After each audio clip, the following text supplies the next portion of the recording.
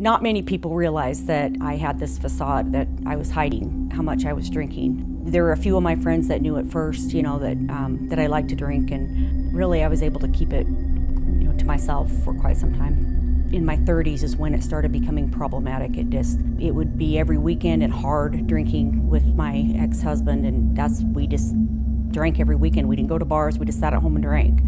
So probably after my youngest son was born, 16 years ago is when it started. I knew something was up. I knew I was drinking too much. The worst part of it all was my boys. They didn't know which mom they were going to come home to. Sober, happy mom, drunk, happy mom, crazy mom, passed out mom. I felt bad for them, and I knew it. The entire time I would try to hold it together, but I could tell by the looks in their faces when they got off the bus. On the outside, we looked fine. We'd go to the games. My husband's a coach, teacher and all that. Everything looked fine on the outside, but when we came home, it sure wasn't.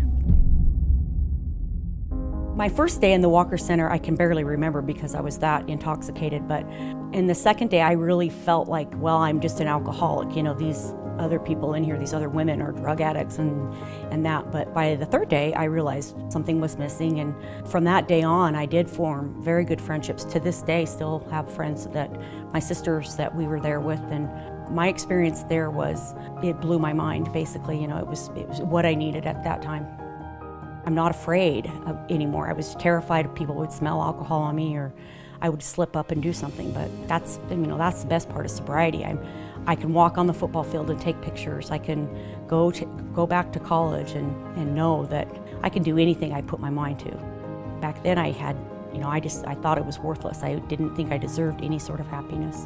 I thank God for the Walker Center and the programs that they have to offer, because it saved my life. If I had not gone through that 28 days, I would not be here today to talk about the success that I've had with that program.